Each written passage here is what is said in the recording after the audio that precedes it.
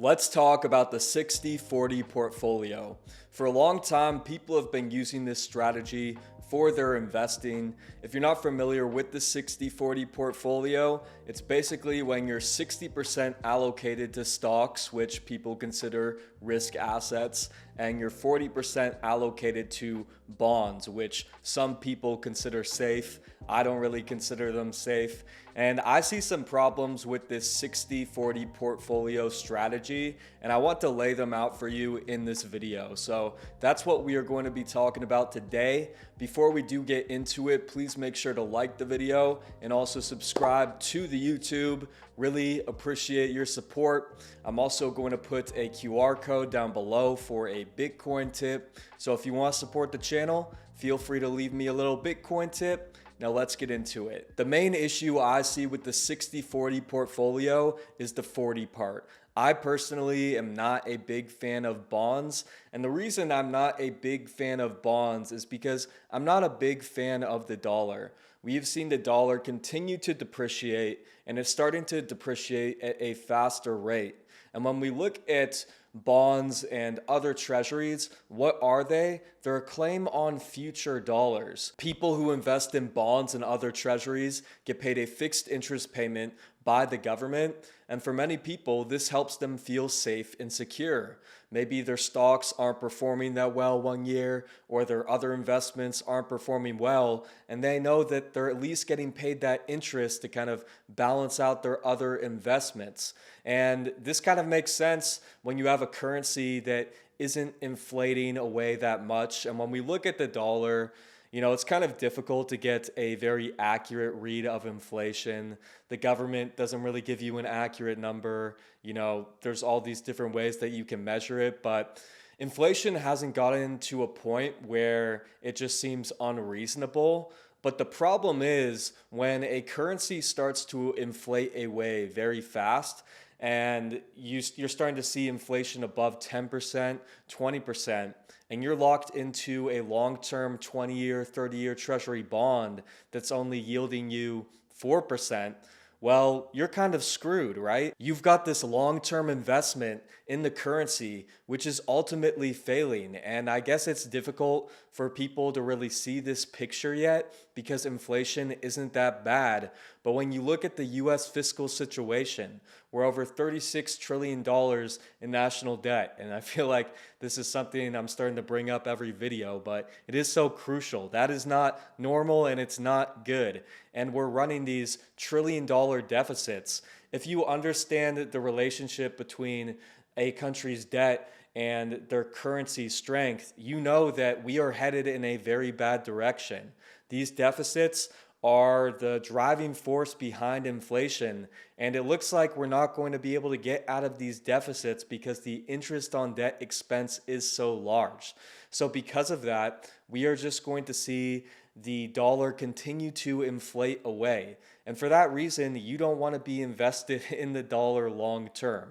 Now, when it comes to short-term treasuries, 1 year, 2 year treasuries, I understand that a little bit more. Maybe you don't think the stock market is going to perform well, or other assets you think they're not going to perform well over the next year.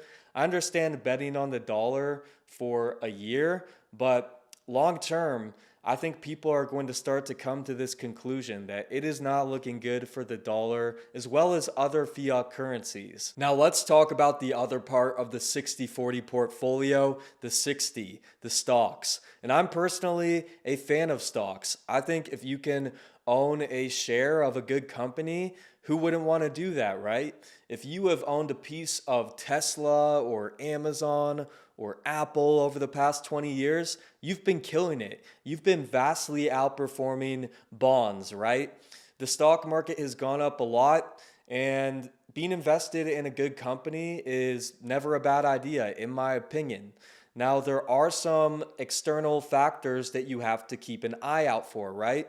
Stocks are businesses, and businesses are dependent on customers, and there are a lot of factors that are outside the control of these businesses that can affect the market. There are many different events that can trigger a recession or a market crash.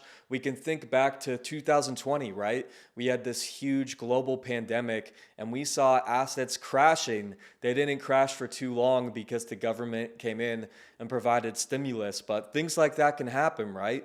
We can also think about a war or a serious geopolitical conflict that can cause a market crash, that can mess up supply chains. It can make it difficult for companies to sell to other countries. It can make it difficult for companies to import from other countries. It can drive up the cost of energy. Natural disasters can really impact a country's economy.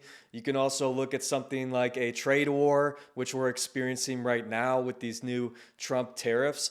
Look how much that has crashed the stock market over the past couple of weeks here. So really with stocks, there are all these external factors that you really have to watch out for and that can really impact the whole market. You know, you can be invested in a good company, but if one of these external, factors, one of these events really hits the whole market, then you may watch your investment drop in the short term. Now, long term, if you've held a company with a lot of upside, I feel like it's proven to be a good investment, right? If you held Amazon over the past 20 years, through all the ups and downs, through all the market corrections, you're still looking pretty good, right? You're looking more than good. So I feel like if you do see a good company with a lot of room for growth and you think a company that could grow 50 years into the future, that's a good investment. However, one thing that I'm really starting to look for when I look in the stock market is how much counterparty risk companies have and how exposed they are to the dollars. The main thing I don't like about the 60-40 portfolio, as I mentioned earlier, is the overexposure to bonds and the dollar. But the problem with a lot of these stocks, a lot of these companies, is that they're overexposed to bonds and the dollar. A lot of these companies are using a similar strategy to the 60-40 portfolio. They obviously have other investments, but many companies are overexposed to bonds. So when I'm looking at stocks, when I'm looking at companies, I want to see companies that have exposure to some different assets, right? I don't want to invest in a company that is overexposed to bonds because they are going to suffer, they are going to lose their wealth as the dollar depreciates away. Really, it's pretty fascinating what we're seeing with all these companies putting Bitcoin on their balance sheet and how much these stocks are really rising, these companies that decide to allocate to Bitcoin. And I think we are going to start seeing more companies do this because Bitcoin is the best performing asset out there. And it's also really the safest asset out there because it's not connected to this whole existing financial system. If there is a systemic collapse, maybe the dollar's crashing, maybe banks are failing, and you're just allocated to stocks and bonds, well, you might be shit out of luck. Or maybe you're invested too much in a large company and they keep all of their money at a bank and their bank fails and then they fail. Well, you're shit out of luck, right? So I think really it's smart to have some assets outside of the existing financial system.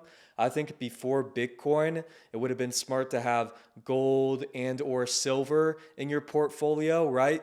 That way, if something happens with the financial system and it's falling apart, you have something outside of the system. You can also think about something like real estate, right?